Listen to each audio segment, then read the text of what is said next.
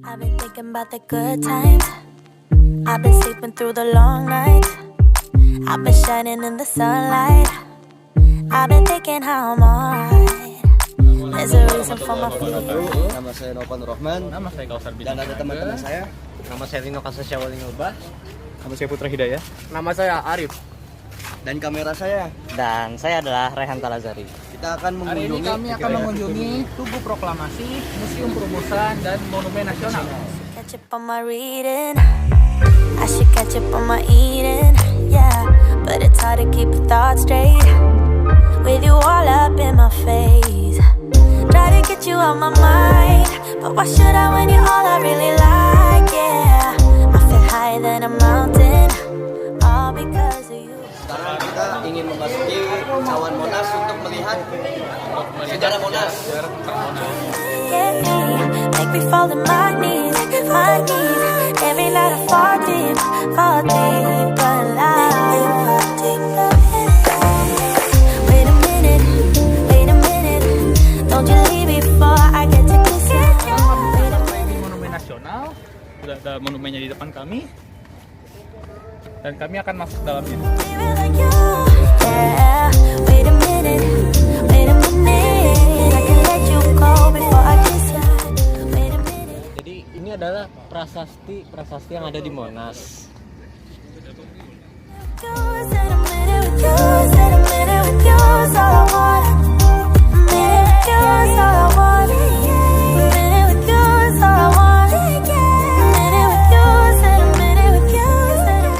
Pertahankan kemerdekaan 1945 sampai 1949. Angkatan Bersenjata Republik Indonesia dengan menggunakan peralatan perang sederhana berdiri bersama rakyat menghadapi musuh yang hendak menegakkan kembali kekuasaan Belanda.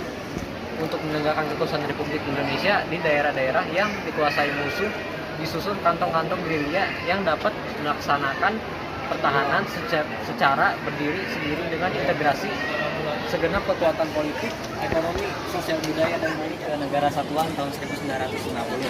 Rakyat di setiap daerah menuntut pembubaran negara serikat.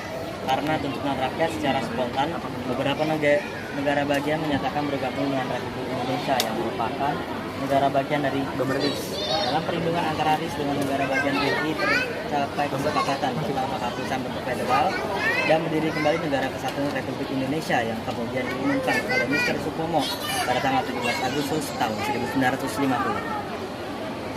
Anggota PBB 28 September 1950. Dalam kehidupan bersama dan bermasyarakat di dunia, kerjasama antar bangsa dalam suatu wadah adalah sangat berguna untuk memelihara perdamaian dunia. PBB, organisasi bawahnya bermanfaat untuk mengatasi sengketa.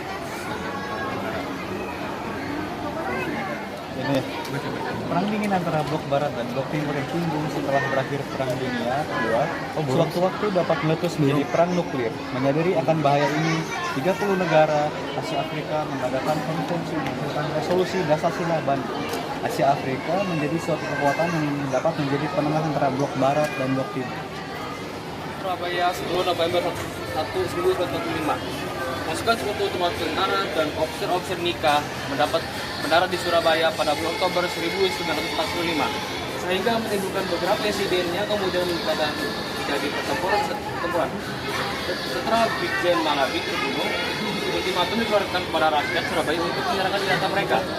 Mereka tidak menghiraukan, dan pada tanggal 10 November 1945 pecah pertempuran hebat ketika Sekutu mengerahkan kekuatan darat, laut, dan udara untuk membinasakan para pejuang Surabaya yang bertempur dengan semangat pantang mundur. Dan oleh rakyat Indonesia, peristiwa ini diabadikan sebagai Hari Pahlawan. Make me fall to my knees, my knees. Every night I fall deep but alive. Yeah, wait a minute, don't you leave before I get to kiss you. Wait a minute, I don't wanna be without you. Yeah, wait a minute, I can let you go before I kiss you. Wait a minute, I just need a minute or two. I should catch up on my reading. I should catch up on my eating. Yeah, but it's hard to keep a thought straight with you all up in my face. Try to get you out my mind, But why should I when you're all I really like, yeah. I feel higher than a mountain, all because of you. You and I were so sweet, talking till we asleep.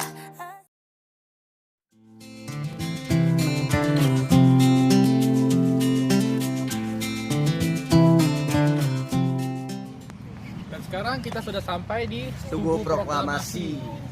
Masih di sini- Jakarta. Masih di Jakarta, dan di sini sudah ada tubuhnya dan ada patung Soekarno dan Muhammad Hatta beserta Prasasti prasasti ngejelasin kertas proklamasi. proklamasi.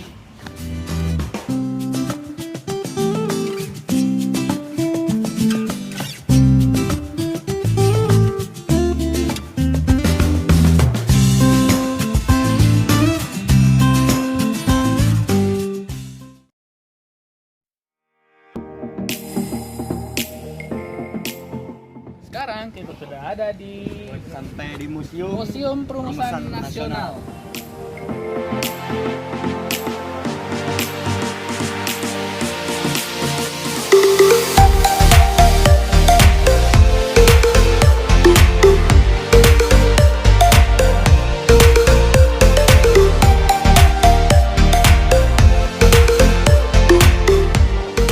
Sebagai penulis naskah proklamasi, Bung Karno mengiyakan, tetapi Bung Karno gitu ya minta agar Bung Hatta dan Mr.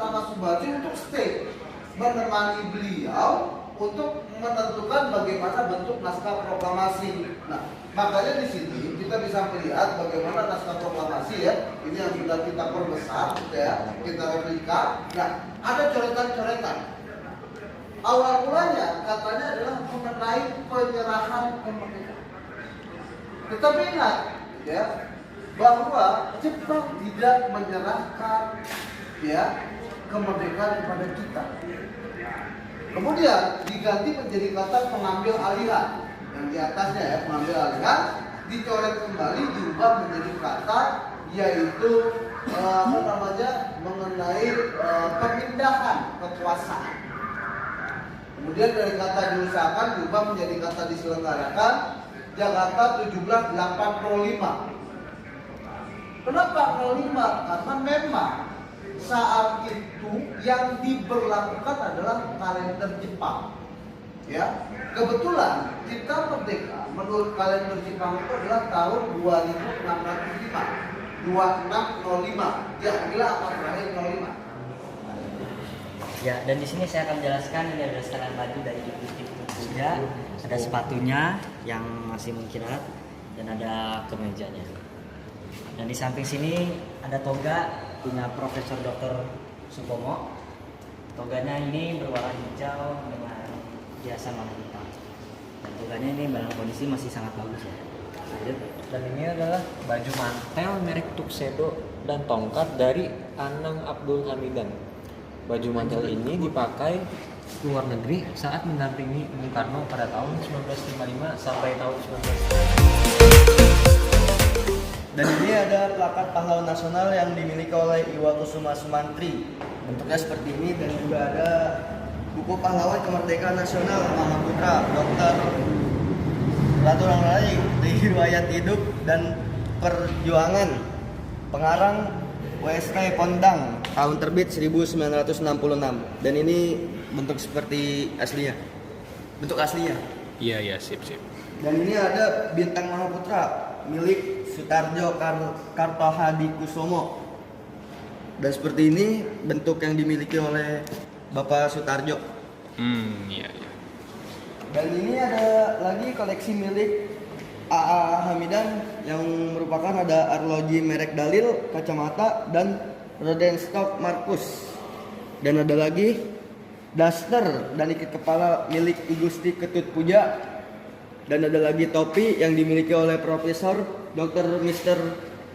Supomo. Dan ada lagi Bendera Indonesia putih pertama ya?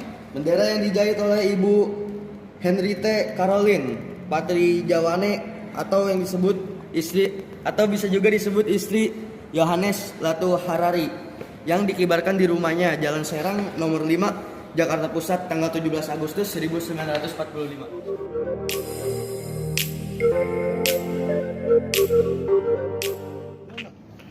Gua aja. Lu yang duluan.